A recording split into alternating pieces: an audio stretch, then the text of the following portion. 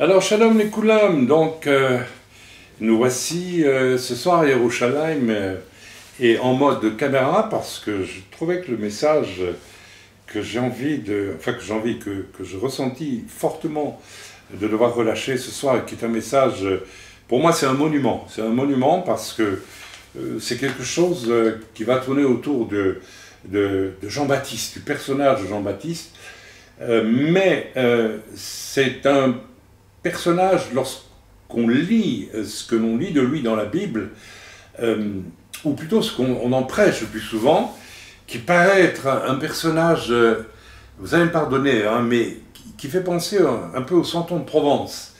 C'est-à-dire, c'est un personnage, voilà, un peu folklorique. Je ne veux pas vous choquer, je vous demande de comprendre.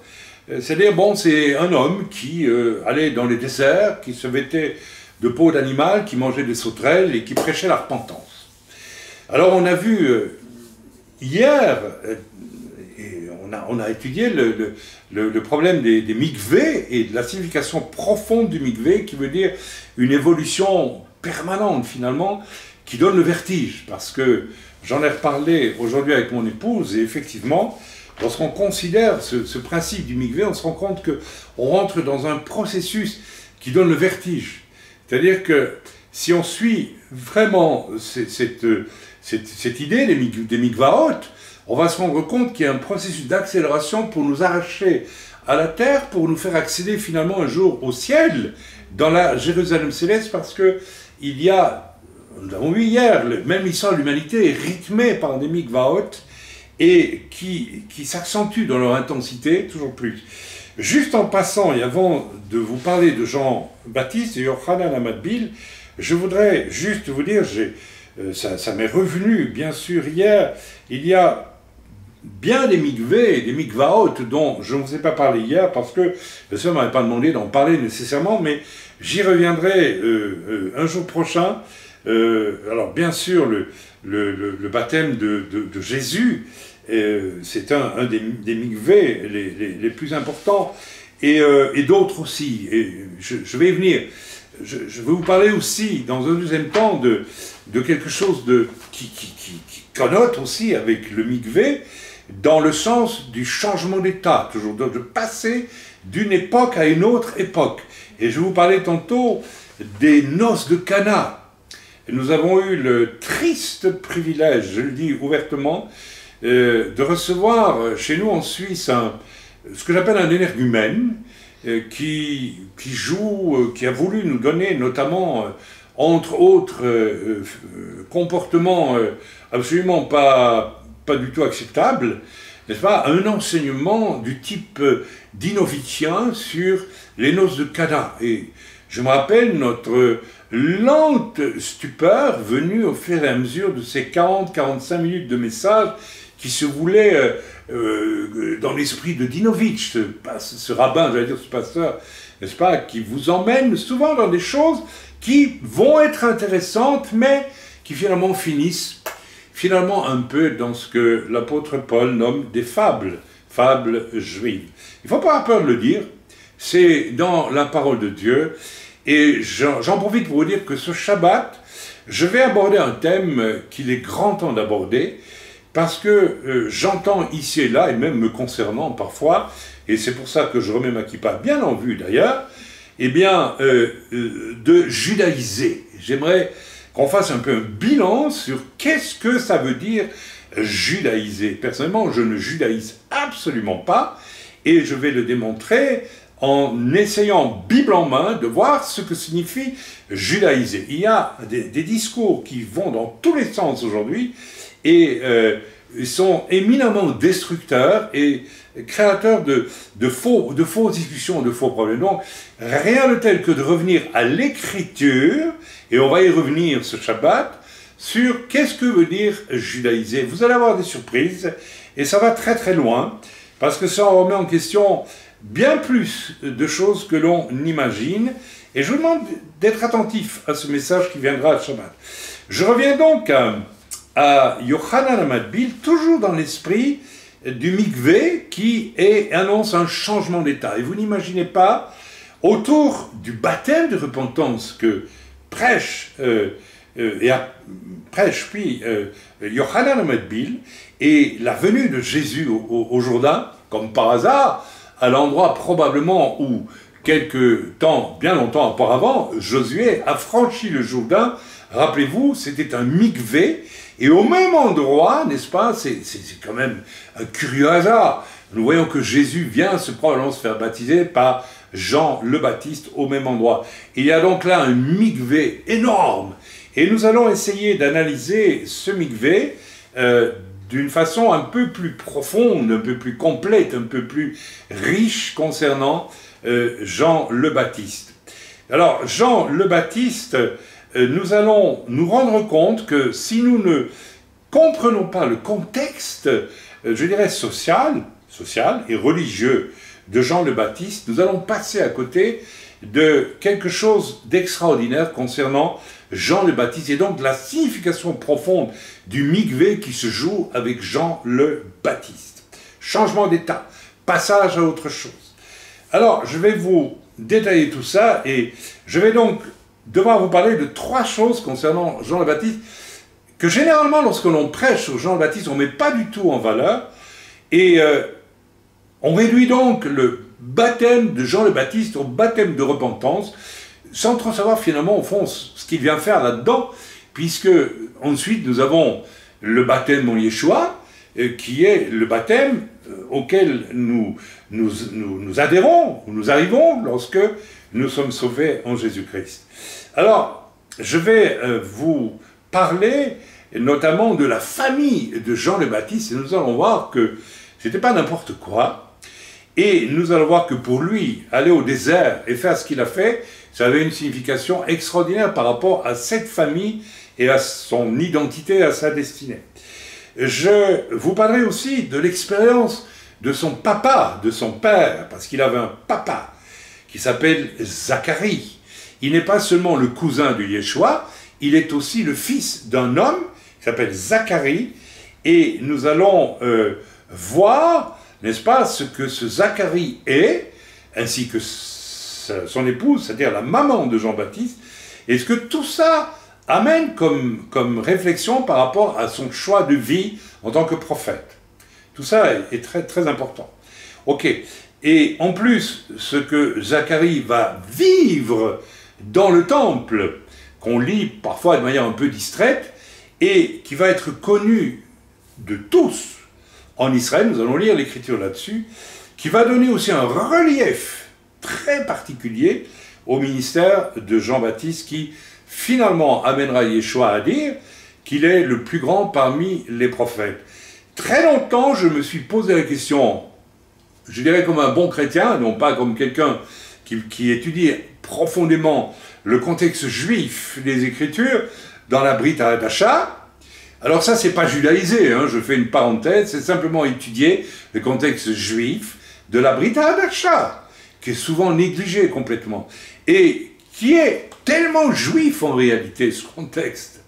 Et c'est pourquoi je vérifie que dans certains milieux, on en arrive à dire, j'ai entendu récemment qu'une personne avait décidé de même pas lire le Nouveau Testament, voilà, il a des origines juives, cette personne, donc c'est que l'Ancien Testament. Je dirais à cet homme qu'il est un insensé, parce qu'il n'y a pas plus juif, et pas plus contexte juif, que la Brit Hadasha et ce qui se passe là-bas. Bien, passons. Ensuite, le choix de Jean-Baptiste d'échapper délibérément, n'est-ce pas, à son milieu. Son milieu était un milieu de sacrificateurs. Son père était de la tribu de Lévi et sa mère était de la tribu était une Cohen, puisqu'elle descend d'Aaron. Donc, il vient d'une famille sacerdotale, Jean-Baptiste. Généralement, on commence dans l'imaginaire chrétien, la vie de Jean-Baptiste démarre, c'est un monsieur avec une peau dans le désert qui mange et qui prêche, c'est tout. On ne sait pas trop d'où il sort, c'est un peu ce qui se passe dans l'inconscient collectif chrétien. Alors on va aller dans notre cours, que je découvre malheureusement être, je dis bien malheureusement, un cours chrétien évangélique typique, assez pauvre finalement, et nous allons l'enrichir avec les choses dont je viens de vous parler courtement. Vous allez voir que ça nous mène très loin.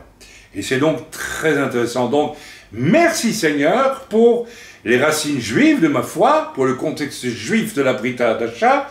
Je ne judaïse pas, je vais piocher dans les trésors, n'est-ce pas, de ce qui est juif dans le Nouveau Testament, que vous appelez le Nouveau Testament ou la Brit Hadasha.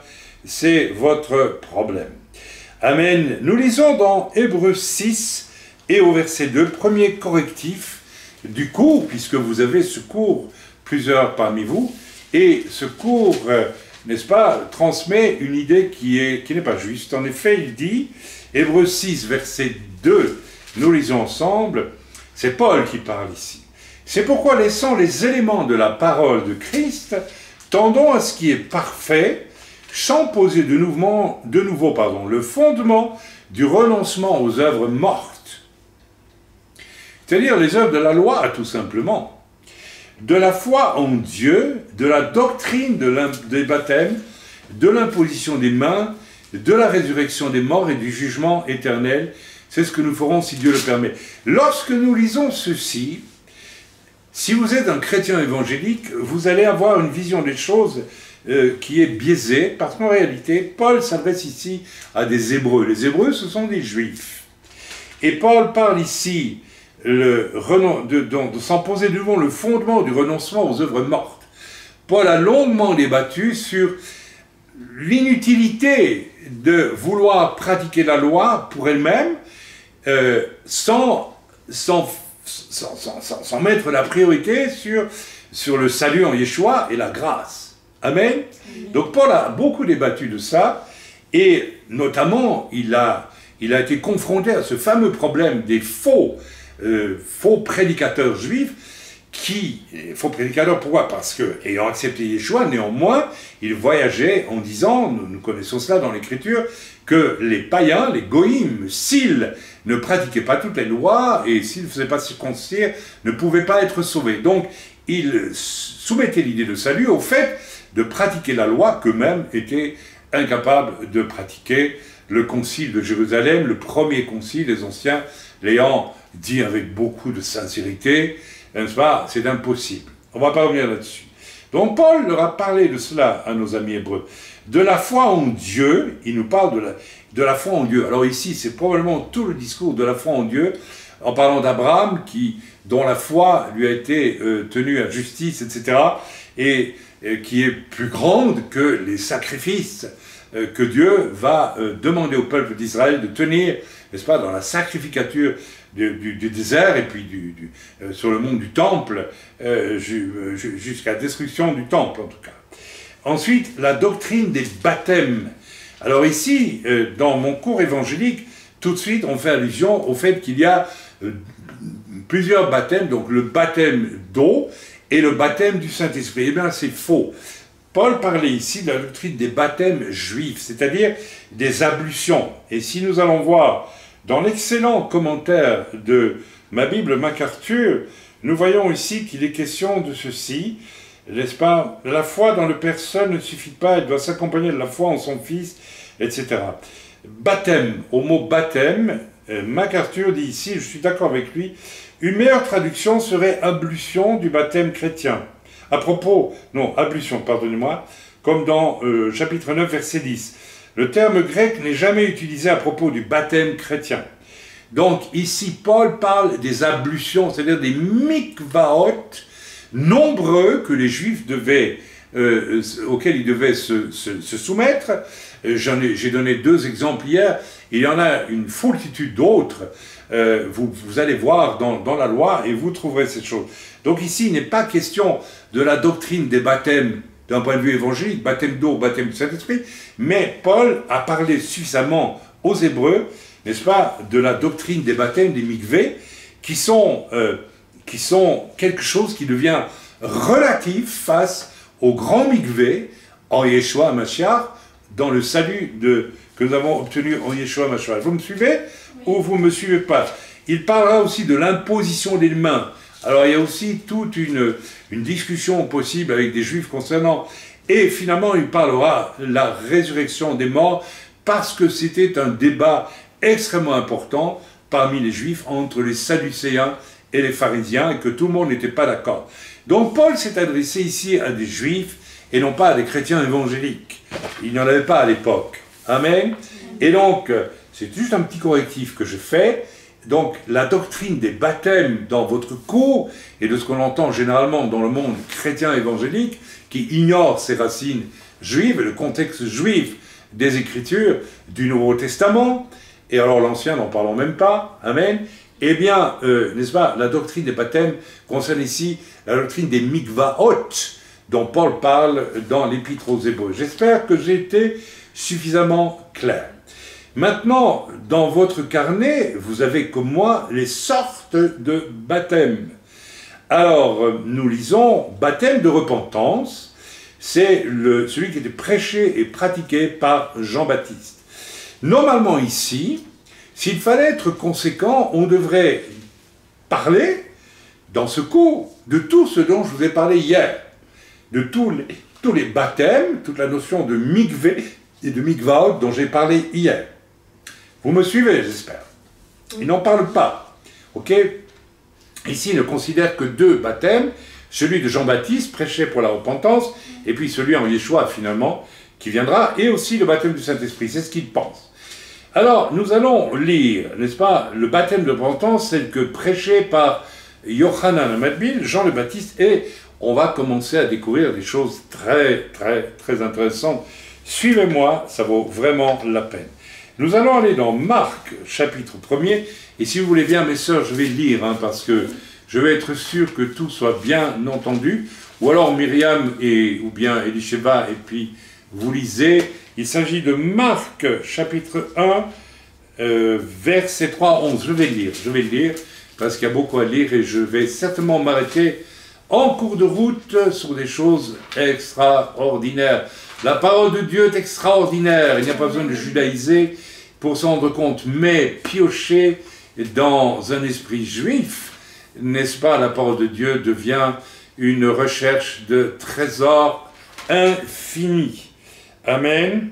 Oui, je reviens sur l'énergumène qui nous a parlé des noces de Cana il y a quelques mois, n'est-ce pas, en Suisse, et qui pendant 3/4 d'heure nous a emmenés dans un discours absolument incompréhensible, qui fait penser, dont il ne comprenait même pas la teneur lui-même, pour finir par nous dire que, en réalité, le problème du vin, aux noces de Cana, c'est que c'était, alors accrochez-vous, on va rigoler, c'était de l'eau.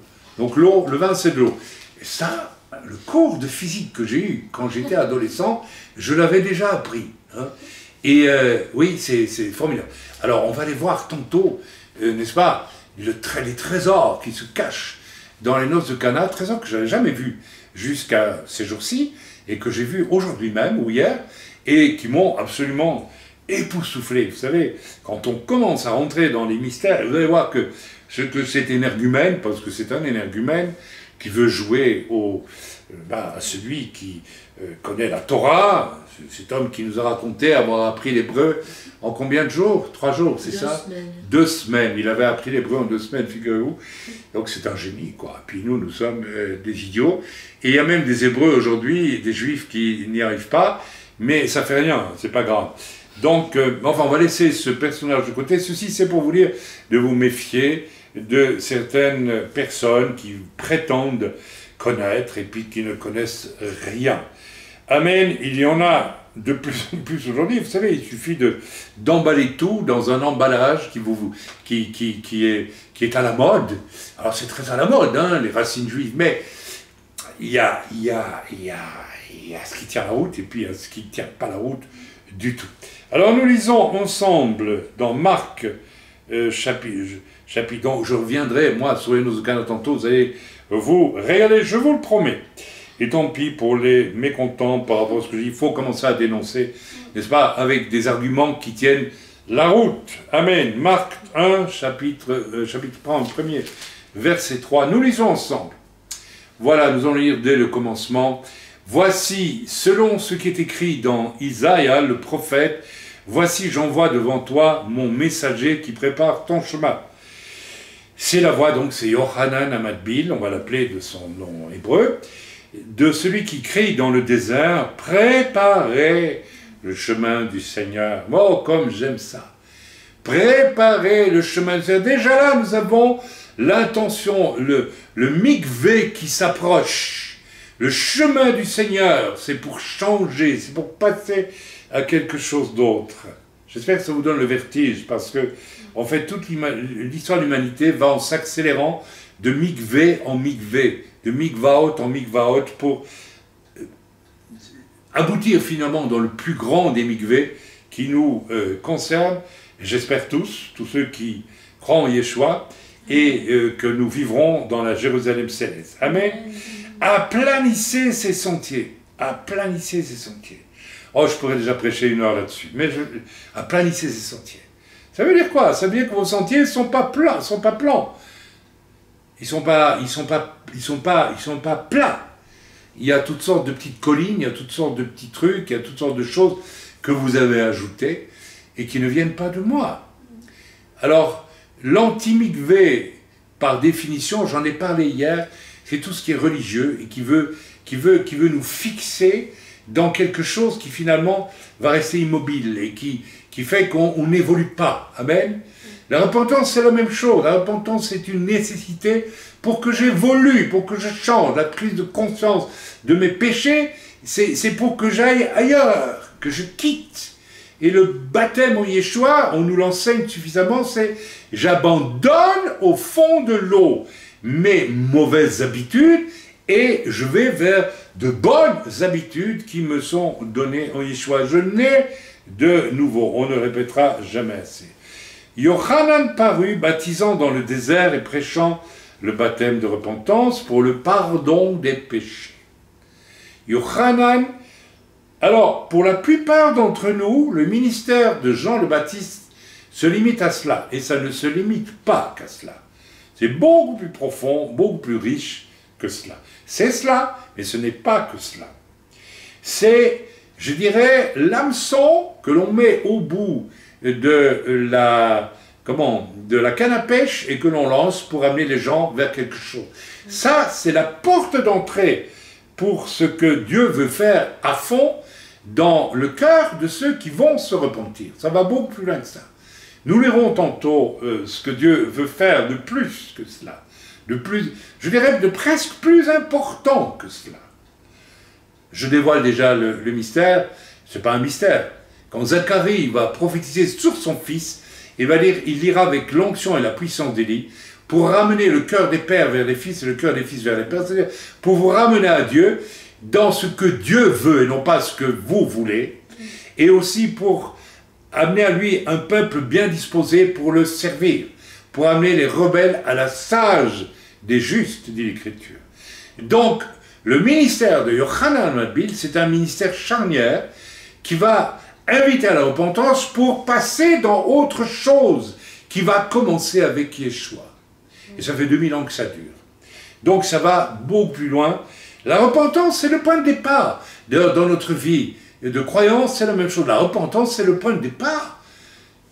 Comme j'ai dit hier, nous allons aller de mikvé en mikvé d'une certaine façon pour en réalité, pour changer toujours, évoluer toujours, avancer toujours. Amen. Alors évidemment, si la repentance n'existe pas, on n'a rien commencé. Amen, on continue. Et confessant, alors, tout le pays de Judée et tous les habitants de Jérusalem se rendaient auprès de lui. Alors, tout le pays de Judée, c'est beaucoup, vous savez, et tous les habitants de Jérusalem, ça fait beaucoup de monde. Alors, vous vous êtes jamais demandé comment il se fait? Alors oui, Jean-Baptiste devait, alors on le présente dans les films ou quand on prêche sur lui, enfin, alors ça a donné peut-être l'assise à toute cette vision de l'onction qui crie et qui se fait entendre de loin, etc. Moi aussi, j'étais ce genre de prédicateur. Non, mes amis, il y a une raison sociale très claire à la raison pour laquelle tout le pays de Judée et tous les habitants de Jérusalem se rendaient auprès de lui, parce que Jean-Baptiste était connu comme étant le fils de Zacharie, qui était sacrificateur, qui était lévite, et de sa mère, qui était Cohen, qui était descendant d'Aaron. C'était une famille notable et très importante, représentant quoi? La première alliance. Et pour ce fils, abandonner son statut, là j'ai déjà dévoilé le secret, qui n'en est pas un, mais qui est important à connaître, abandonner son statut de futur sacrificateur, parce qu'il était fils de Zacharie, il aurait dû devenir sacrificateur dans le régime de la première alliance. Or, il va se retirer de ça. Il y a déjà toute une annonce là. Okay. Mais les gens de Jérusalem connaissaient Yochanan Abel comme le fils de Zacharie et de sa femme Elisheva. Il s'appelait Elisheva. Amen. Il était connu. Et c'est pour ça que les gens viennent à lui. Ceci, déjà, nous amène à comprendre certaines choses. Jean avait un vêtement de poil de chameau et une ceinture de cuir. Vous savez, pour un fils de sacrificateur, hein, il n'était pas revenu de lin, il aurait pu descendre avec son costume de lin blanc, et puis sa ceinture, et puis le couvre-chef qu'il avait en tant que fils de Lévi. Ouais, il prend vraiment... Alors, mais c'est un message énorme. Les Juifs de l'époque ont compris qu'il se passait quelque chose là. Et nous devons comprendre aussi que ce qui se passe là est d'une immense importance. Il se nourrissait de sauterelles et de miel sauvage. De sauterelles. Bon, c'est cachère, d'accord. Et de miel sauvage, c'est cachère. Enfin, à Jérusalem, quand il était petit, il devait se nourrir de nourriture comme ses parents. Sauf qu'il ne buvait pas de vin. Apparemment, puisque Zacharie nous dira en prophétisant que son fils ne boira jamais de vin. Il prêchait disant, il vient après moi, celui qui est plus puissant que moi, et je ne suis pas digne de délier en me baissant la courroie de ses souliers. Moi, je vous ai baptisé d'eau, lui, il vous baptisera du Saint-Esprit. Alors ça, c'est extraordinaire. Donc, les gens se repentaient, et ils passaient par un mikvé. Mais ce mikvé, on va le voir introduit à quelqu'un d'autre. Il y a un changement d'état qui est annoncé vers quelqu'un d'autre qui s'appelle Yeshua HaMashiach, qui lui les baptisera du Saint-Esprit. Amen. C'est peut-être pour ça qu'on a lié les deux baptêmes dans le monde évangélique, mais je ne crois pas qu'il faille les lier nécessairement comme les deux seuls baptêmes. En ce temps-là, vint de Nazareth en Galilée, Jésus, Yeshua, vint de Nazareth, il fut baptisé par Yochanan dans le Jourdain. Au moment où il sortait de l'eau, il vit les cieux s'ouvrir et l'Esprit descendre sur lui comme une colombe, et une voix fit entendre des cieux ces paroles, « Tu es mon Fils bien-aimé, en toi j'ai mis toute mon affection. » Amen. Mes amis, voilà, nous l'avons lu, donc ça c'est, n'est-ce pas, le contexte, j'ai lu tout, j'aurais pu lire un ou deux versets seulement, n'est-ce pas, du baptême de repentance de Yochanan. Nous allons lire maintenant quelque chose, on va essayer de découvrir un peu plus, j'ai introduit le sujet, nous allons introduire, et pour ça nous allons lire dans Luc, donc le chapitre, le livre suivant, donc Luc, au verset 1, et du verset 5 à plusieurs versets plus loin, ok?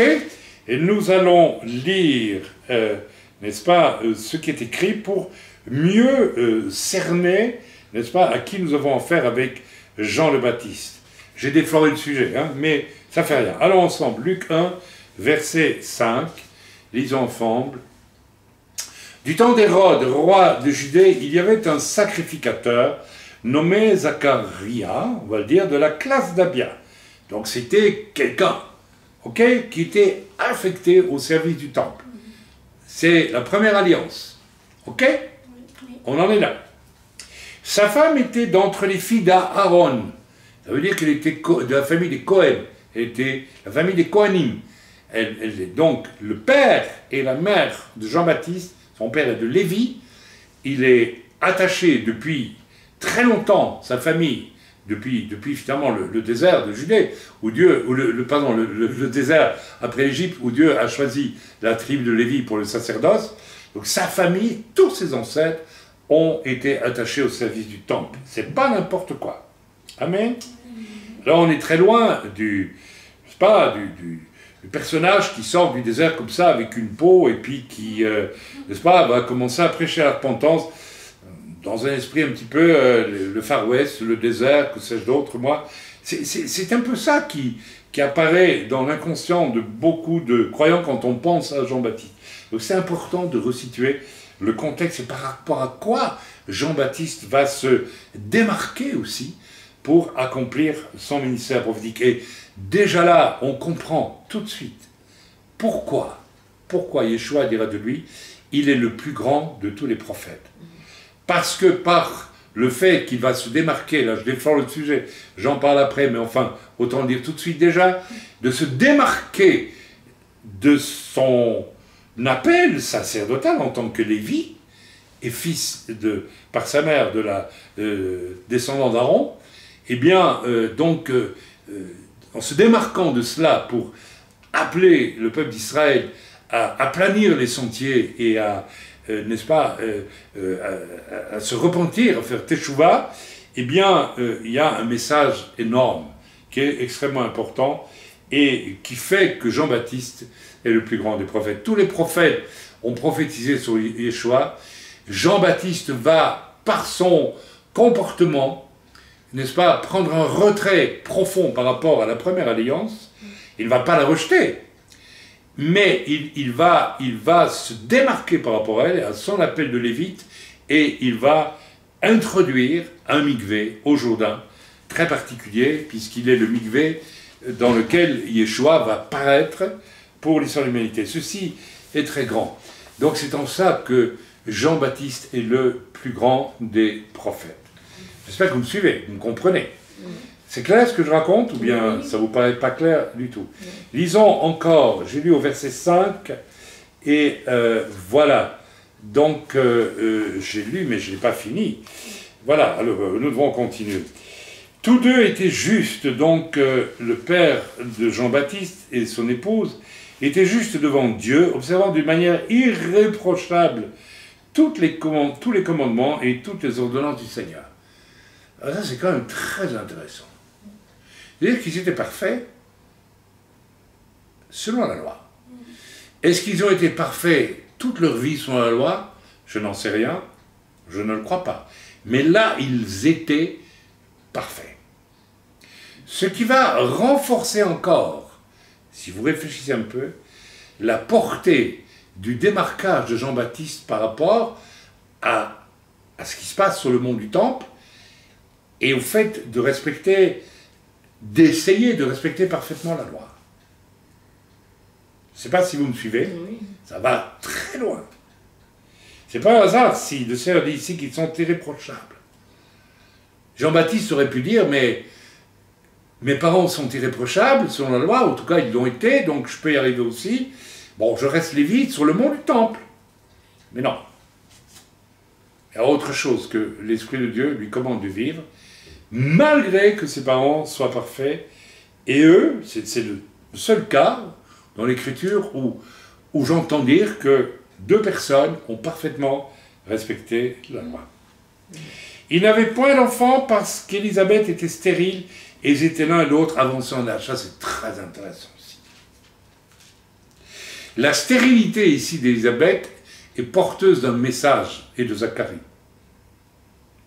Ça veut dire que Dieu était déjà en train de dire, vous n'aurez pas de descendants lévites qui travailleront sur le temple après vous. Tout est un message dans l'Écriture. Et c'est à nous de sonder ces choses.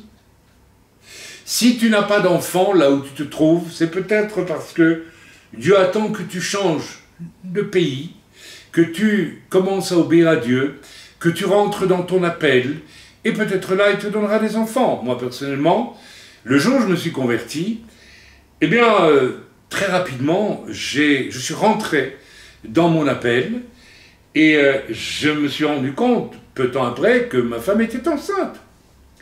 Mais nous avons remarqué, ma femme, au moins une chose extraordinaire, je vais le dire ici, alors que nous étions absolument indifférents au fait de prendre ce qu'on appelle des précautions pour que ma femme ne soit pas enceinte, nous avons vécu 7 ans avant notre conversion, sans la moindre précaution pour que ma femme ne tombe pas enceinte, sans même faire attention à quoi que ce soit, de ce point de vue-là, et ma femme n'a pas été enceinte pendant 7 ans. Nous étions stériles. C'est intéressant cette notion de stérilité. Mais le jour où nous sommes rentrés dans l'appel du Seigneur, eh bien, qui n'est pas fini, qui va se terminer un jour ou l'autre, mais qui n'est pas terminé, nous avons eu coup sur coup 4 enfants. 4! Et moi, j'en voulais même 10. Mais les a dit, stop, ça va. À ton âge, il vaut mieux que tu t'arrêtes, puis ta femme n'aura pas la force de continuer. Enfin bref, j'ai besoin de toi aussi pour le ministère. Donc mes amis, juste une parenthèse à fermer, la stérilité peut être aussi le fait que nous ne rejoignons pas le plan de Dieu. Dieu parle à travers ces choses. On continue la lecture au verset 8. « Or, pendant qu'il s'acquitta de ses fonctions devant Dieu, selon le tour de sa classe, ah, c'est quand même incroyable, pendant qu'il s'acquittait de sa tâche, il va recevoir une visitation de Dieu et une prophétie concernant son fils, qui viendra plus tard, pas lorsqu'il est chez lui en train de discuter avec sa femme ou de prier, non, quand il s'acquitte de sa tâche sur le mont du temple de Lévite. Encore une fois, ça vient renforcer l'idée que Yohanan HaMatbil est un personnage très particulier par rapport à son contexte. D'après la règle du sacerdoce, il était donc appelé à entrer dans le temple du Seigneur pour offrir le parfum. Donc c'était le sacrifice du parfum qui se donne, si j'ai bon souvenir, en après-midi, par là. Ce n'était pas un sacrifice de sang, mais un sacrifice. Il y avait beaucoup de sacrifices qui se faisaient. Nous y verrons peut-être un jour, c'est quand même intéressant d'en parler. Toute la multitude du peuple était dehors en prière, à l'heure du parfum. Alors un ange du Seigneur apparut à Zacharie et se tint debout à droite de l'autel des parfums. C'est intéressant ça. Zacharie fut trouvé à droite de l'autel des parfums. Bon, j'avance parce qu'autrement, on ne s'en sortira pas. Mais il y a tant de choses à dire. Amen. Mais là, Zacharie fut troublé en le voyant et la frayeur s'empara de lui. Juste une parenthèse ici. J'entends maintenant des commentateurs africains, que j'ai entendu récemment, parce qu'il y a une espèce de guéguerre maintenant entre les gens qui dénoncent tout le monde, et puis ceux qui se défendent, et puis des illuminés qui vous racontent interpréter les rêves de tel pasteur, et qui trouvent anormal que si vous êtes en contact avec un ange, cela vous effraie. Ouais, on entend de tout aujourd'hui sur le net. Moi, je peux vous dire que ma femme et moi, nous avons été en contact avec des anges à 3-4 reprises, 3 ou 4. Eh bien, j'aime autant vous dire que le frousseau-mètre, il était très fort. Parce que vous savez que c'est quelque chose qui vient de Dieu et ça vous impressionne. Donc, bon, ben moi je suis comme Zacharie, hein, j'ai eu peur. Et pas une peur qui vous fait faire des bêtises, non, mais une crainte de Dieu extrêmement puissante. Et l'ange lui dit, ne crains point Zacharie, car ta prière a été exaucée, ta femme Élisabeth t'enfantera un fils et tu lui donneras le nom de Yohanan, de Jean. Il sera pour toi un sujet de joie et d'allégresse, et plusieurs se réjouiront de sa naissance, car il sera grand devant le Seigneur, et ne boira ni vin ni liqueur enivrante, et il sera rempli de l'Esprit Saint dès le sein de sa mère. Il ramènera, alors attendez, c'est incroyable ce que Zacharie prophétise ici, il ramènera plusieurs des fils d'Israël au Seigneur leur Dieu. Il ne dit pas ici, il va servir sur le mont du temple à ta suite, et il va faire le sacerdoce lévitique. Il dit toute autre chose, qui n'a rien à voir avec ça. Il marchera devant Dieu avec l'esprit et la puissance d'Élie. Attention, c'est pas n'importe quoi. Amen. Amen. Donc, voilà, pour ramener les cœurs des pères vers les enfants et les rebelles à la sagesse des justes, afin de préparer au Seigneur un peuple bien disposé. Nous y reviendrons tantôt parce que c'est capital. C'est ça la partie la plus importante du mikvé de Jean le Baptiste qui appelle à la repentance au Jourdain.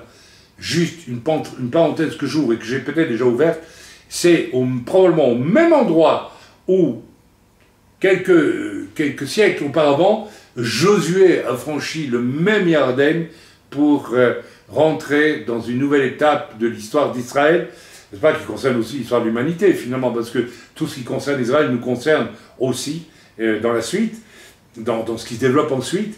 Donc voilà, alors c'est quand même incroyable que c'est au même endroit que Jean le Baptiste, Yohanan HaMatbil, va probablement baptiser au Jourdain.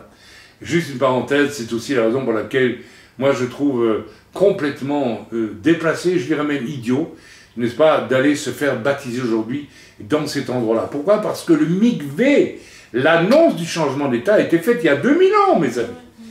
Et se faire baptiser là aujourd'hui comme s'il y avait une vertu particulière dans cette eau, qui d'ailleurs est extrêmement boueuse. Je pense à un de mes fils qui, ayant fait son service militaire, est allé assister à des réunions très bizarres de chrétiens dont j'ignore j'ai oublié la dénomination, mais qui font des rituels absolument spectaculaires, n'est-ce pas, en baptisant de façon très spéciale, parce que c'est le Jourdain où Jésus a été baptisé. Mes amis, mais ça se passait il y a 2000 ans. On n'est plus loin, on est à un autre mikvé aujourd'hui, qui va bientôt arriver. Et c'est vers celui-là qu'il faut se porter. Amen. Et c'est pas en allant vous faire baptiser dans une eau très boueuse, d'ailleurs, au Jourdain, aujourd'hui, que vous allez avoir quelque chose de particulier. Il ne faudrait même pas y aller du tout, en réalité. Amen. Parce que beaucoup d'eau a coulé dans le Jourdain depuis que Jésus s'y est fait baptiser, et elle est allée, n'est-ce pas, jusqu'à la mer depuis longtemps. Donc nous venons de lire Luc, chapitre 1er, verset 5, etc., etc. Et nous allons lire maintenant, troisième point, n'est-ce pas, il demandait, Jean-Baptiste, au peuple de se repentir. Je vous ai expliqué que ça c'était le début de quelque chose. Comme signe qu'ils étaient repentis, les gens étaient baptisés. Alors je reviens sur Luc 1, 15, 17. Deuxième partie, j'insiste là-dessus. Donc je l'ai lu, il ramènera plusieurs des fils d'Israël au Seigneur leur Dieu, il marchera devant Dieu avec l'esprit et la puissance d'Élie pour ramener le cœur des pères vers les enfants et les rebelles à la sagesse des justes, afin de préparer au Seigneur un peuple bien disposé. Un peuple bien disposé, pourquoi? Pour passer dans la nouvelle étape de l'histoire d'Israël et de l'humanité, en Yeshua HaMashiach, et pendant 2000 ans, rentrer dans cette nouvelle dispensation. Et le ministère de Jean-Baptiste, c'était de conduire des Juifs de l'époque à comprendre, non seulement qu'ils avaient à se repentir, mais que ça c'est le point de départ, mais qu'ensuite il fallait comprendre ce qui allait venir. Et on peut penser, on peut espérer que beaucoup des disciples de Yeshua ont été aussi d'abord des disciples de Jean le Baptiste. Je ne sais pas ce qu'il en est concernant les 12 apôtres, je ne sais pas, je n'ai pas fait d'études là-dessus, mais je serais curieux de le faire. Voilà, donc c'est extrêmement important de se rendre compte que le ministère de Jean-Baptiste, on va l'oser dire, n'est pas seulement d'appeler à la repentance, c'est aussi d'appeler un peuple pour rentrer dans la nouvelle dispensation en Yeshua HaMashiach. C'est pourquoi Yeshua va venir se faire baptiser au Yarden. Le baptême de Jésus au Yarden ne peut pas être un baptême de repentance. D'ailleurs, Jean-Baptiste ne voudra pas le baptiser. Mais Yeshua dira, fais ce qui est juste. Qu'est-ce qui était juste? Ce qui était juste, c'est, je suis celui vers qui vous allez vous diriger à présent, parce que je viens pour accomplir la loi, pour donner ma vie un jour, et pour faire entrer dans une dispensation nouvelle toute l'humanité, juif et païen. C'est ça le sens profond du baptême de Yeshua, et c'est rien d'autre. Alors les Juifs, normalement, ont dû le comprendre, parce que lorsque Jean-Baptiste, en face de toutes ces personnes venues de Jérusalem, qui connaissaient son père, qui connaissaient sa mère, et qui le connaissaient lui, il dit, mais qu'est-ce qui lui est arrivé à notre Yochanan Amadbil, fils de Zacharie, Yochanan ben Zacharia? Qu'est-ce qui lui est arrivé? Il n'est pas avec son costume de lévite. Il est là avec une peau de chameau. Mais c'est quoi cette affaire? Qu'est-ce qui se passe? Et en plus, il nous touche, il nous convainc. Ça veut dire que vraiment, il y a une portée extrêmement puissante dans le ministère de Jean le Baptiste. Amen. C'est tellement important. Et il y a une portée qui va bien au-delà de la simple repentance. Je viens de vous le démontrer en lisant l'Écriture et la prophétie que le père de Jean-Baptiste avait lui-même concernant son fils. Ok, alors on continue à développer le sujet, n'est-ce pas? Donc le père de Jean-Baptiste était, nous le savons maintenant, sacrificateur de la tribu de Lévi. Donc Jean-Baptiste était lui-même de la tribu de Lévi, appelé à monter sur le mont du Temple un jour et à rentrer dans le sacerdoce de la première alliance sur le mont du Temple. Il était aussi, par sa mère, n'est-ce pas, descendant d'Aaron, donc par sa mère, il n'était pas Cohen, puisque c'est sa mère, mais, quoique, on peut considérer qu'il était Cohen quand même. Donc, même, il aurait pu peut-être, je ne sais pas, je n'ai pas étudié la question à fond, faudrait que j'aille étudier la question très... Mais on peut peut-être penser que peut-être il aurait pu devenir souverain sacrificateur. Rendez-vous compte. C'est très intéressant. Parce qu'il va abandonner tout ça pour venir finalement mettre en lumière, en valeur, un autre grand souverain sacrificateur qui va donner sa propre vie pour le salut de l'humanité. Il y a là un passage de la première alliance à la deuxième alliance qui va très profond, mes amis. Très important. Il faut vraiment le considérer avec attention. Jean le Baptiste avait donc un père lévite, une mère Cohen, et donc le message de Jésus avait un arrière-plan, n'est-ce pas, excusez-moi, donc le message de Jean avait un arrière-plan social très fort pour les Juifs qui venaient au Jourdain pour se faire baptiser. Plus encore, la prophétie de Zacharie, mes amis, fut connue de beaucoup en Israël, n'est-ce pas, et savait que cette prophétie que Zacharie avait eue concernant son fils n'est pas restée intime dans la famille. Alors nous allons lire en Luc, chapitre 1er, toujours, au verset 56 et 57 à 66. Donc j'abrège un petit peu, hein, parce que tout ça est long, mais ce serait bien de le lire aussi. Voilà. Ok, donc, voilà. Le temps où Éliséba devait accoucher arriva et elle enfanta un fils. Ses voisins et ses parents apprirent que le Seigneur avait fait éclater envers elle sa miséricorde. Alors, ses parents, ses amis, l'entourage savaient que Dieu l'avait rendue féconde alors qu'elle était stérile. Alors que probablement ils se posaient des questions sur leur stérilité. Je vous ai parlé du sens de leur stérilité. Je suis convaincu que Zacharie et Élisabeth, qui étaient des gens de prière, devaient se rendre compte que le jour où ils auront un enfant, ça signifiera quelque chose qui va bousculer la destinée de la famille. Et c'est ce qui s'est passé. Le 8e jour, ils vinrent pour circoncire l'enfant et ils l'appelaient Zacharie, du nom de son père. Mais sa mère prit la parole. Et attention, parce qu'à ce stade, rappelez-vous, Zacharie est muet. Il a reçu la prophétie, mais comme il a douté un peu, eh ben, on lit ça juste avant, eh bien, il lui est dit, tu seras muet jusqu'au jour où l'enfant naîtra. Je pense que c'est ça qui est dit dans l'Écriture. Et donc, il est muet. Donc, la famille va et ne sait pas que Dieu a dit qu'il devrait s'appeler Yochanan. Amen. Je crois que peut-être la mère le sait, je ne sais plus. Enfin bref, passons. Et sa mère prit la parole et dit non, il sera appelé Yochanan. Ils lui dirent, donc l'entourage, la famille, les cousins, les oncles, les tantes qui accompagnaient pour la bar mitzvah. C'était une bar mitzvah, une circoncision. Et ils lui dirent, il n'y a dans ta parenté personne qui soit appelé de ce nom.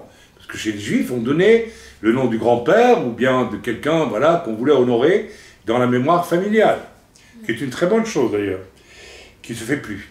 C'est dommage. Et ils firent des signes à son père pour savoir comment il voulait qu'on l'appelle. Zacharie demanda des tablettes et il écrivit Jean et son nom. Et tous furent dans l'étonnement. Au même instant, sa bouche s'ouvrit, sa langue se délia et il parlait bénissant Dieu. La crainte s'empara de tous les habitants d'alentour. Et dans toutes les montagnes de la Judée, on s'entretenait de toutes ces choses.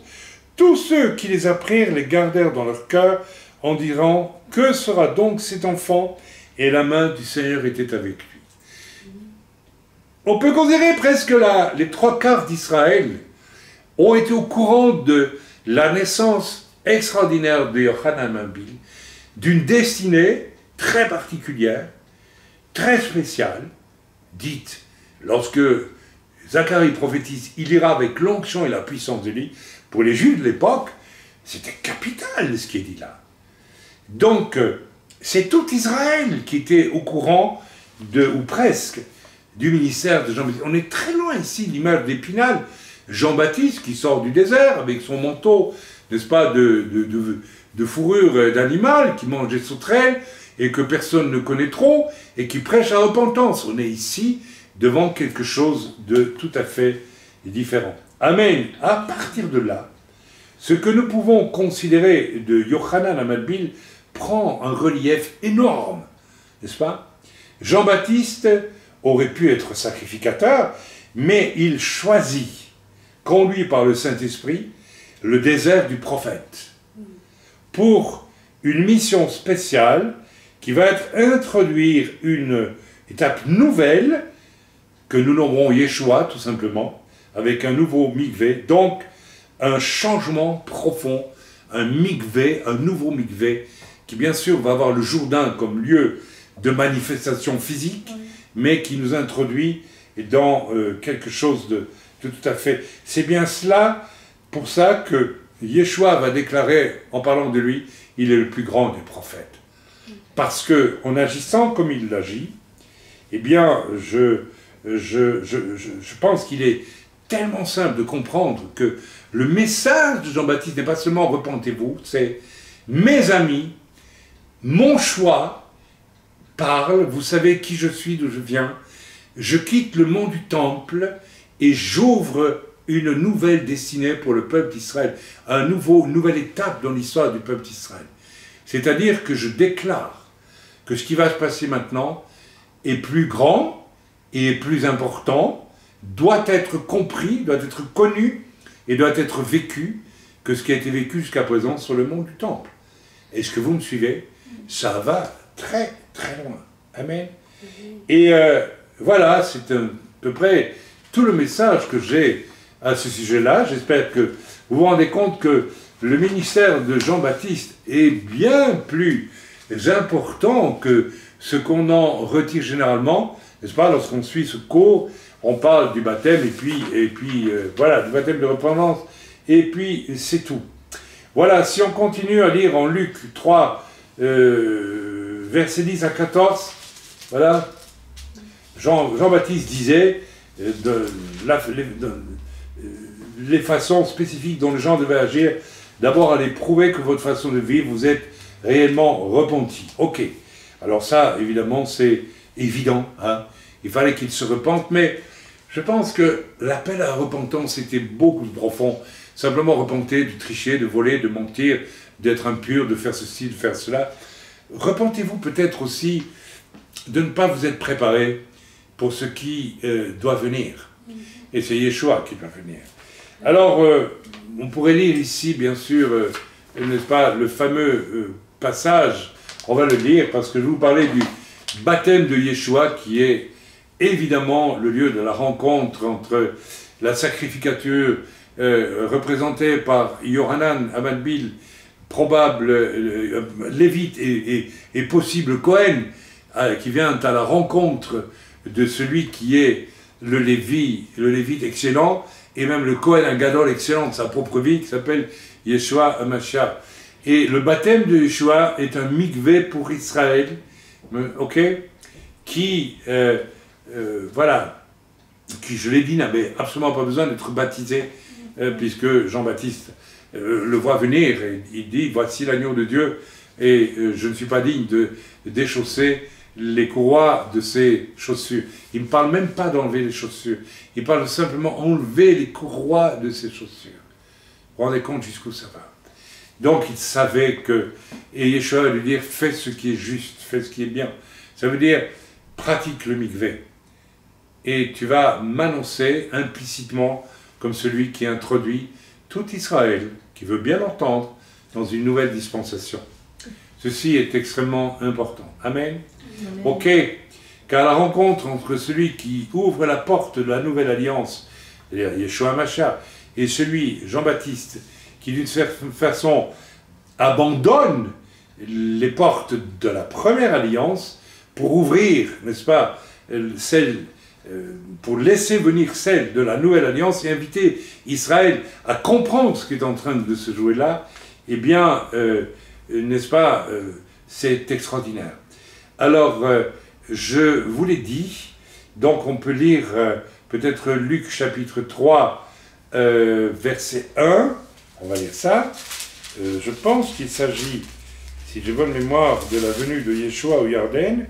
Donc j'ai dit du verset 1 au verset 22. Voilà. On va lire à partir du verset 3. Il alla dans tout le pays, donc des environs du Jourdain. C'est quand même incroyable. Amen. Il aurait pu prêcher ça à Jérusalem. Non, il va au Yarden. Il aurait pu dire, voilà, je connais beaucoup de monde. Donc, ce sont les gens de Jérusalem qui vont descendre au Yarden.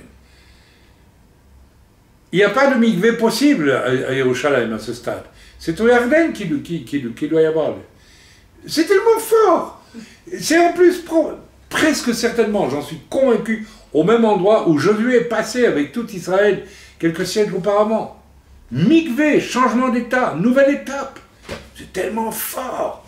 Vous croyez que les Juifs qui étaient à Jérusalem et qui connaissaient la prophétie sur Zacharie, et les Juifs qui étaient dans presque tout Israël, qui connaissaient, avaient entendu parler de la prophétie sur Jean-Baptiste de la part de Zacharie, qui connaissaient l'aspect troublant de cette prophétie, ne se sont pas posés des questions, mais pourquoi il nous emmène au Jourdain?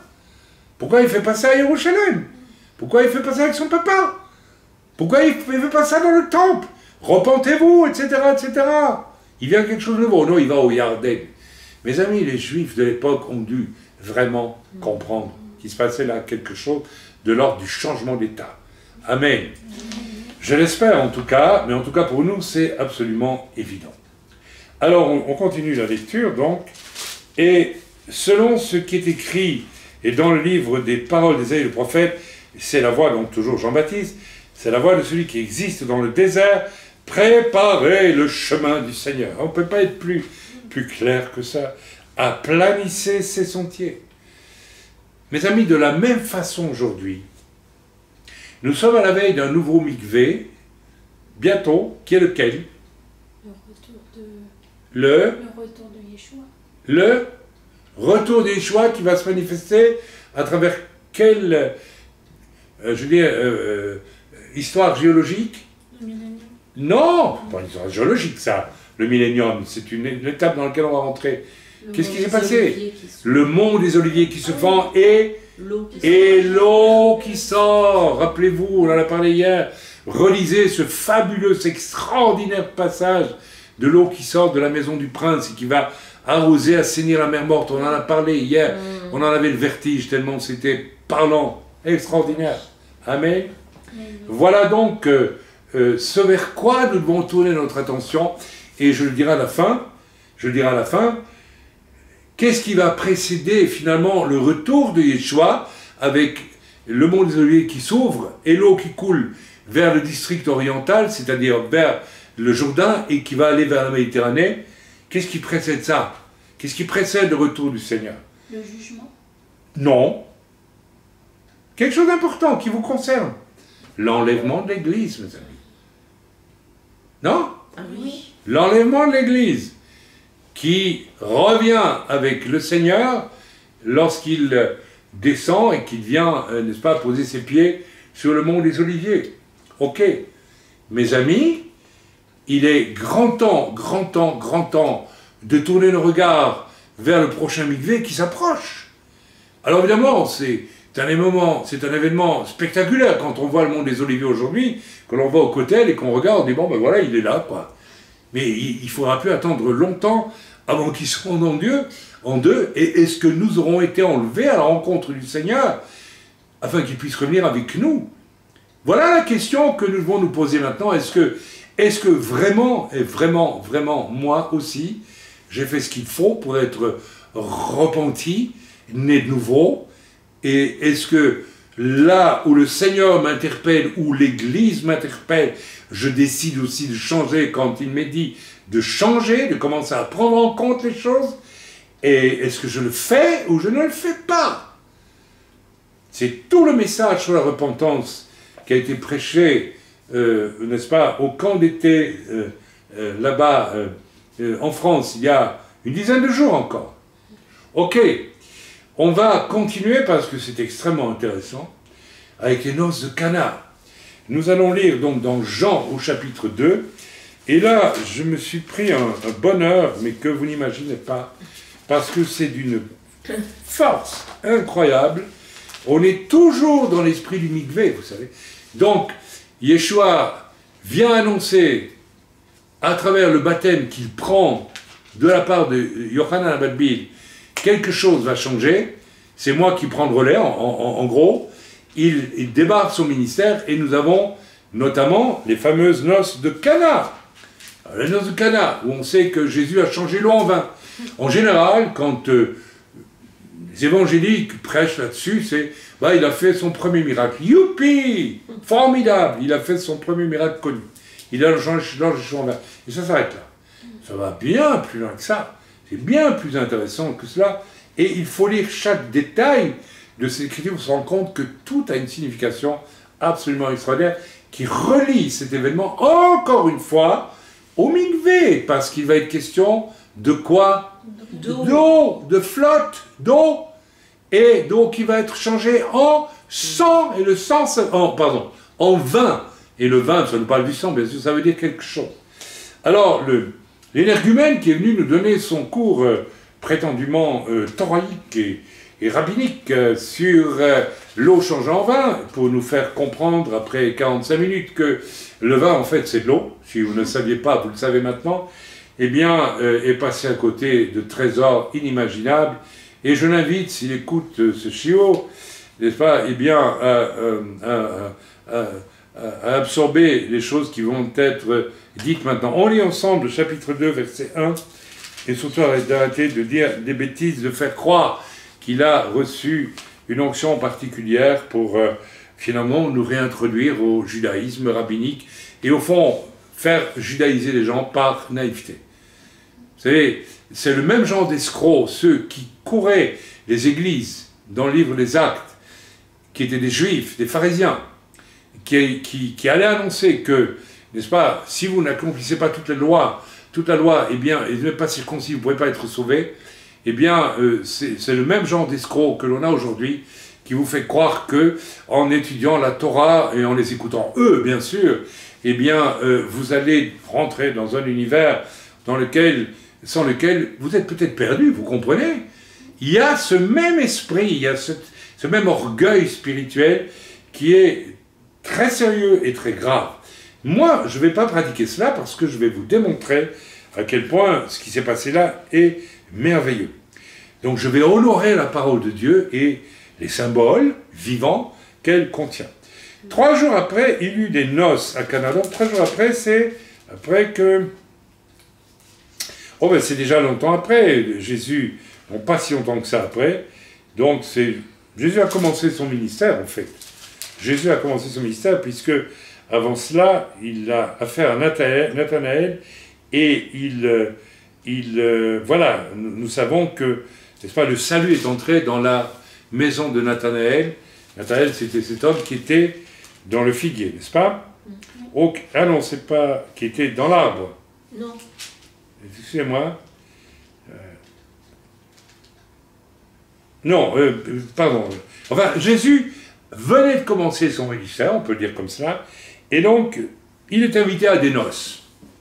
On pourrait dire, mais qu'est-ce qu'il va faire là? Il m'est arrivé plusieurs fois d'être invité à prêcher à des mariages, et je vous avouerai franchement qu'en dehors des mariages que nous pratiquons dans l'œuvre, je n'accepterai plus. Parce que d'abord, j'ai vu que très souvent, enfin pas souvent, mais plusieurs fois, on m'a manipulé, on m'a menti, et j'ai découvert ensuite que ces mariages n'étaient pas aussi cachers qu'ils en avaient l'air. Donc je suis devenu très prudent et très méfiant, et je ne crois pas que c'est nécessairement à la place d'un prédicateur d'aller à un mariage. Alors, que les pasteurs marient dans leurs églises, ils doivent faire... Moi je dirais que c'est des anciens qui devraient faire ça, et qui devraient faire ça le plus sobrement et le plus simplement possible, sans pas ces festins et tout ce qui s'ensuit, les fêtes, etc. Voilà, je trouve que ça va être beaucoup plus sobre que cela. Mais passons. Alors, qu'est-ce que Jésus va faire au début de son ministère dans un mariage? Bien, mes amis, dans la notion de mariage, il y a quelque chose. Ce mariage-là, il va être relié aux éléments qui vont intervenir dans ce mariage et qui nous parlent de mikvé. Alors, si je vous parle de noces, vous pensez à quoi, vous? Si vous êtes croyant, est-ce que Dieu ne nous a pas promis des noces de l'agneau avec l'époux, avec Yeshua? Donc, il y a ici un contexte prophétique qui est... Et vous allez voir que je ne m'égare pas. La mère de Yeshua Et je vais creuser cette question parce que c'est quand même troublant que ce soit par sa mère. C'est troublant. C'est troublant parce qu'il va dire lui-même, mais qu'est-ce que j'ai à faire avec toi finalement? Mais la mère de Yeshua était là. Et Yeshua fut aussi invité aux noces avec ses disciples. Ok. Le vin ayant manqué, il n'y a plus de vin. Alors vous savez, c'est très intéressant parce que tout de suite, parce qu'on va y venir, j'avais pensé, les sacrifices sur le mont du temple sont devenus vains. Ils n'ont plus d'utilité. Ils ont été utiles, ils pouvaient faire capara sur les péchés d'Israël, mais il y a quelque chose de plus grand qui va survenir. Et donc le vin manque aux noces de Cana. Laissez-moi continuer. La mère de Jésus lui dit, ils n'ont plus de vin. Yeshua lui répondit, et c'est là que les choses commencent à devenir intéressantes, femme, qu'y a-t-il entre moi et toi? Mon heure n'est pas encore venue. De quelle heure parle-t-il ici? De l'heure de son ministère, non, parce qu'il a commencé son ministère. De l'accomplissement, je dirais, final de son ministère, qui est la croix.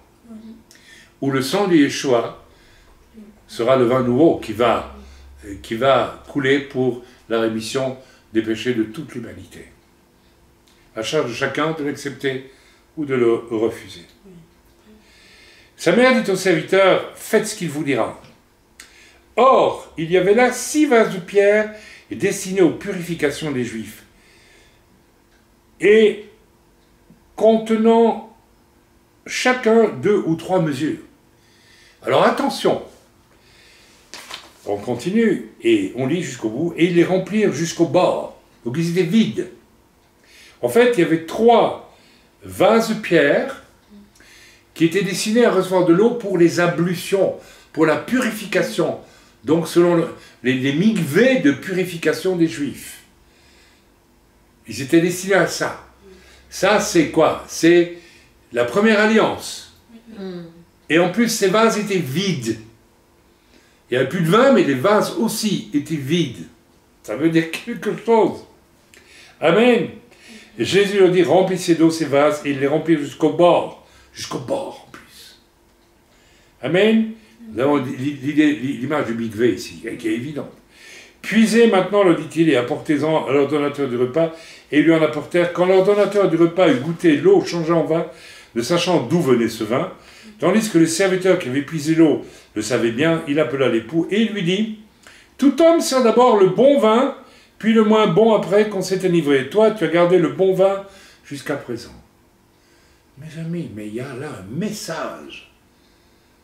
Le vin moins bon, c'était le vin de la première alliance.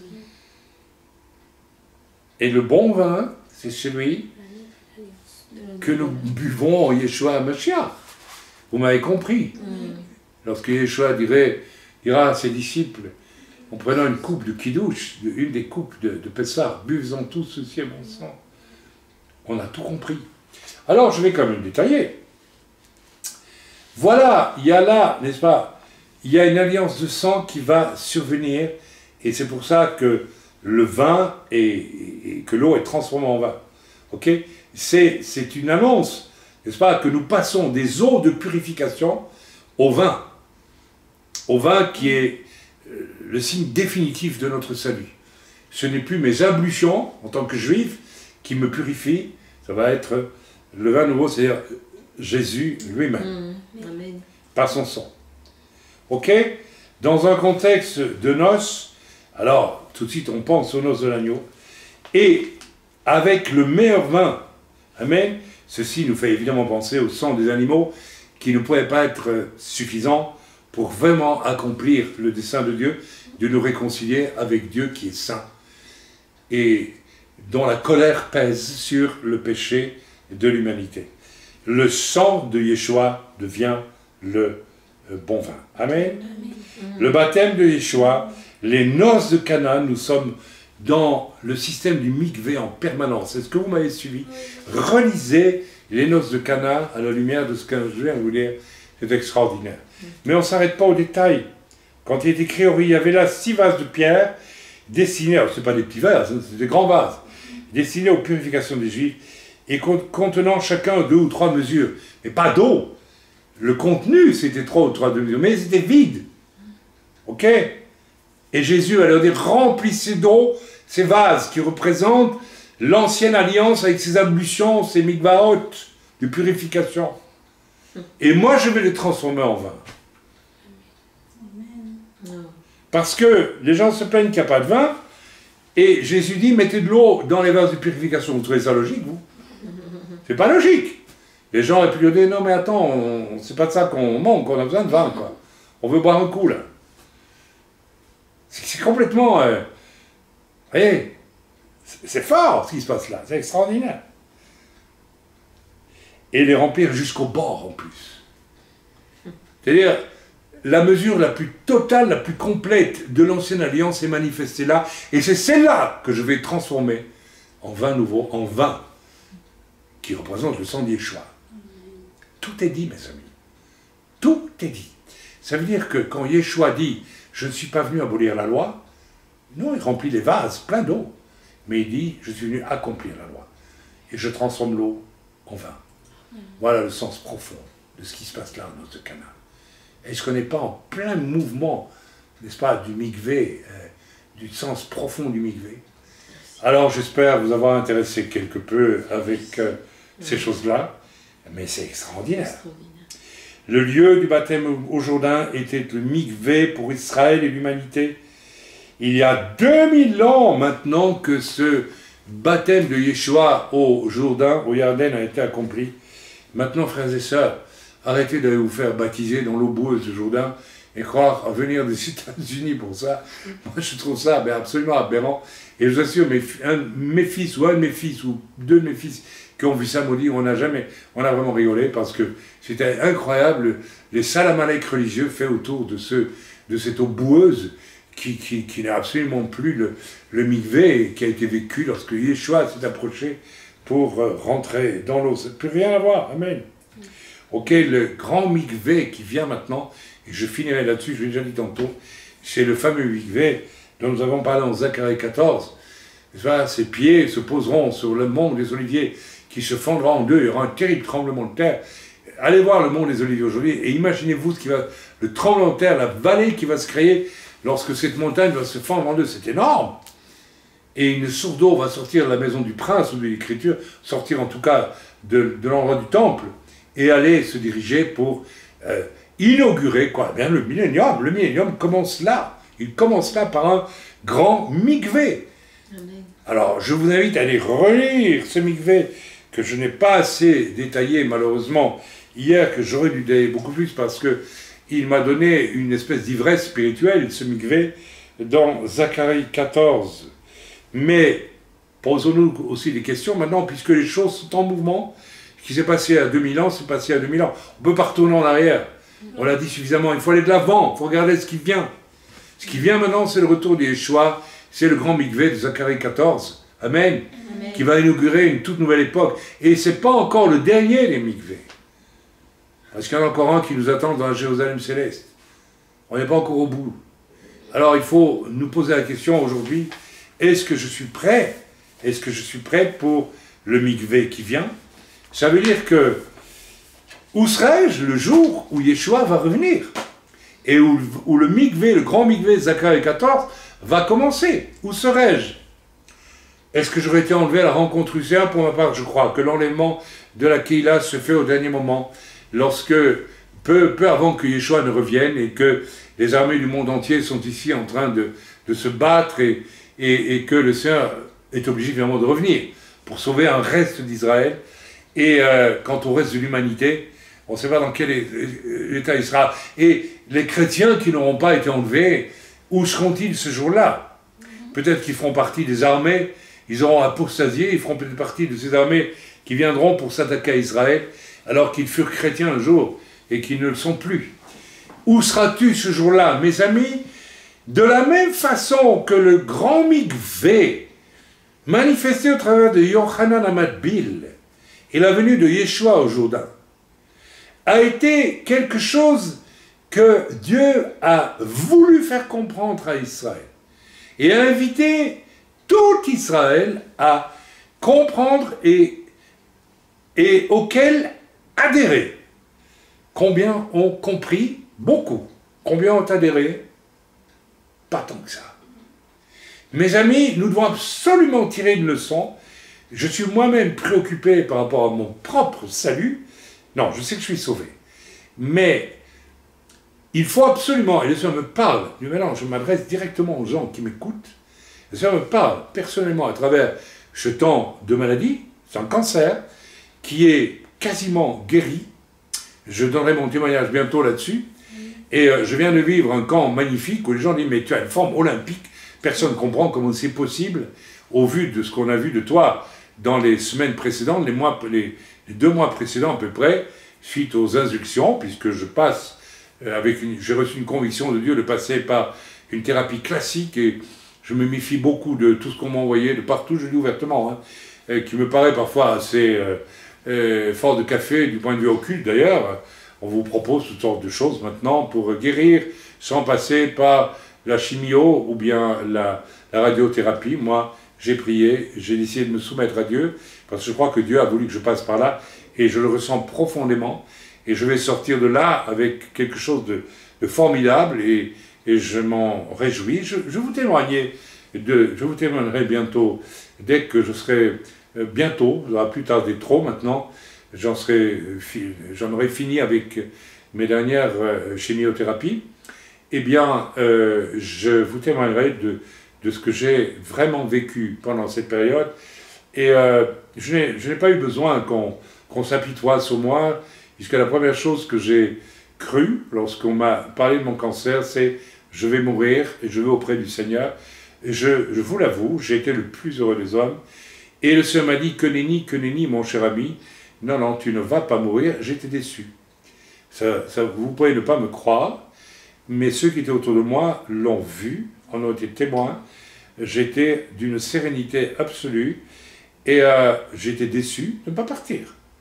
Parce qu'il me tarde de partir auprès du Seigneur. Comme toute personne de mon âge qui a vu assez la terre avec ses horreurs et qui a servi le mieux qu'elle a pu son Seigneur. Bien, alors, ça m'a dit non, tu vas passer par là. Et qu'est-ce que j'ai appris?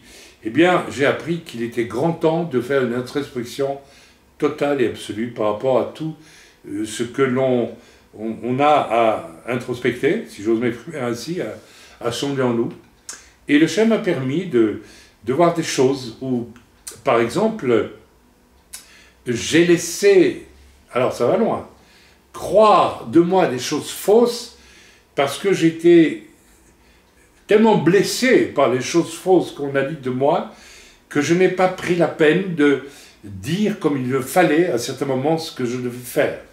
Et le Seigneur m'a dit, tu dois aller trouver certaines personnes qui t'ont jugé à tort et leur dire les choses pour qu'elles se rendent compte que c'est elles qui sont dans l'erreur grave et le péché.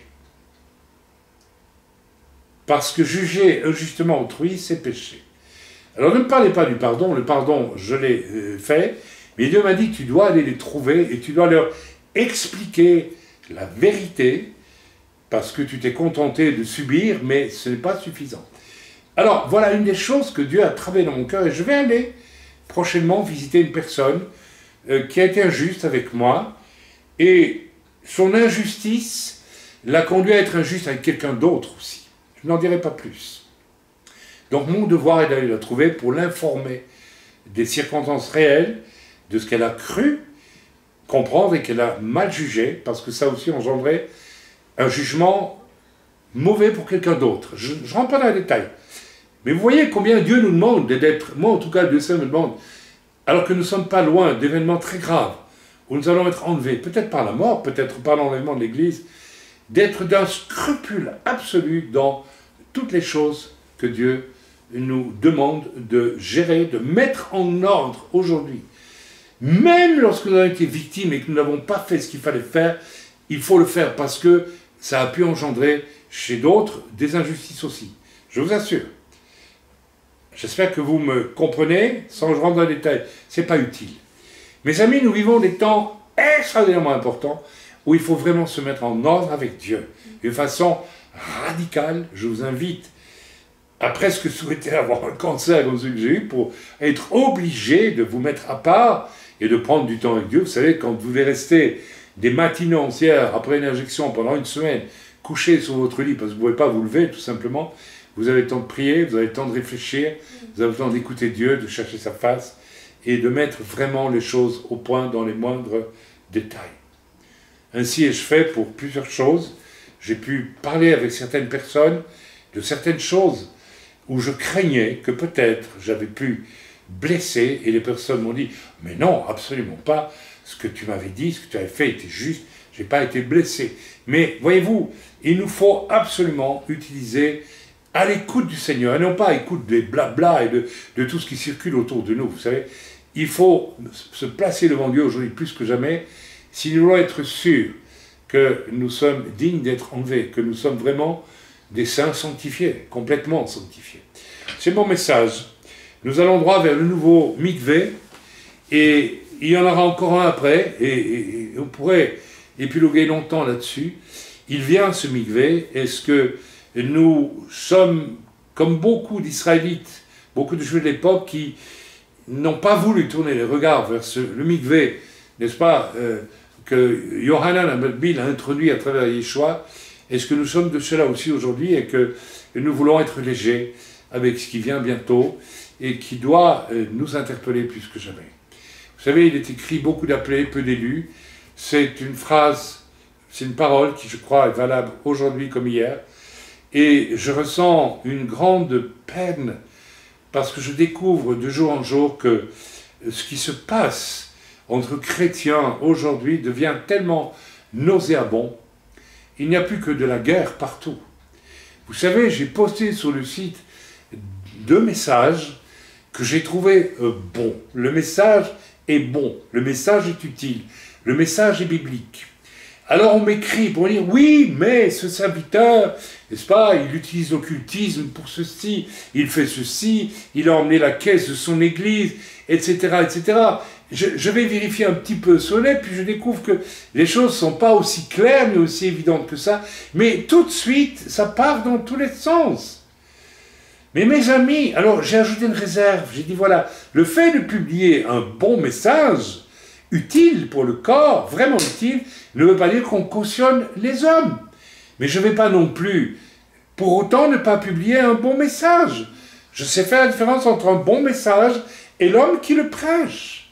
D'autant plus que tout homme est présumé innocent avant de décider comme cela, n'est-ce pas? Alors, comme j'ai répondu à un frère que je respecte, qui est un petit peu le spécialiste pour la recherche des faux et je crains malheureusement que dans la façon de faire, on peut un jour arriver à se tromper lourdement et à accuser de sorcellerie quelqu'un qui peut-être n'est pas un sorcier. Ça s'appelle comment? Moi, selon mon étude de la parole de Dieu, ça s'appelle le péché contre le Saint-Esprit.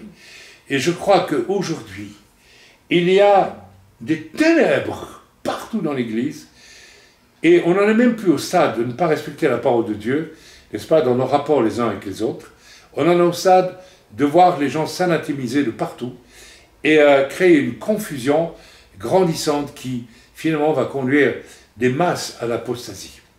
Et c'est ce que nous vivons en ce moment-là. Moi, je vous recommande de vous éloigner de ces choses. Ce que je vous prêche, vérifiez dans la Bible qui c'est de Dieu. Si ce n'est pas de Dieu, ne l'écoutez pas. Cherchez d'autres enseignants. Tant mieux et bénissez Dieu si vous avez de bons pasteurs, si vous avez de bons évangélistes, si vous avez de bons apôtres et de bons vrais prophètes qui vous instruisent, vous enseignent, vous conduisent sur le chemin du Seigneur. Et fuyez tout ce qui corrompt. Et vous savez, on le sent tout de suite, ce qui corrompt. Si vous croyez que moi, je ne sens pas, parfois, même quand j'écoute certains bons messages, qu'il y a quelque chose, parfois, chez l'un ou l'autre. Mais vous savez, est-ce pour autant que nous devons immédiatement soupçonner le mal? Est-ce que vous croyez qu'un homme de Dieu ne pêche plus? Eh bien, vous vous trompez. Est-ce qu'il faut pour autant chercher aujourd'hui le Seigneur Dieu parfait, le super parfait? Les gens sont-ils donc devenus si débiles, si incapables de marcher eux-mêmes avec leur Dieu, qu'il leur faille une espèce de perfection. Mais mes amis, mais c'est l'antéchrist que vous appelez. Celui qui va vous séduire, celui qui vous fera croire qu'il est parfait. C'est celui-là que vous cherchez, sans même vous en rendre compte. Revenez à vous-même. Questionnez-vous sur vos propres. Soyez simples. Yeshua a dit, si vous ne devenez comme des enfants, vous n'entrerez pas dans le royaume de Dieu ou le royaume des cieux. Vous n'y entrerez pas, mes amis. Vous n'y entrez pas. Beaucoup d'entre vous, vous marchez à reculons, alors que le Seigneur vous invite dans son royaume. Amen. Tout simplement parce que vous cherchez le ministère idéal qui va vous convaincre de tout. Et puis, vous découvrez un jour ou l'autre qu'il y a quand même une erreur ou l'autre. Vous croyez que je n'ai jamais commis une erreur, ne serait-ce qu'en me trompant dans mes références, mais ça m'est arrivé, mes amis. Et alors? Est-ce pour autant que je suis quelqu'un qu'il faut condamner? Vous croyez que je n'ai pas dû, je n'ai pas dû évoluer, moi, dans ma sanctification, depuis que je suis venu au Seigneur, mais j'ai dû évoluer, mes amis. J'ai dû prendre conscience des choses qui n'allaient pas dans ma vie. Et j'ai laissé le Seigneur me changer. Et bien sûr, est-ce pour autant que mon appel au ministère qui a eu lieu très tôt après ma conversion, qui a été puissamment vécu, et dans lequel je suis entré après plusieurs années néanmoins, que cet appel n'était pas du Seigneur, ce n'était pas moi pour autant. Mais si, je l'étais, chers amis. Et j'ai couru le risque de me tromper, de me fourvoyer, de pécher.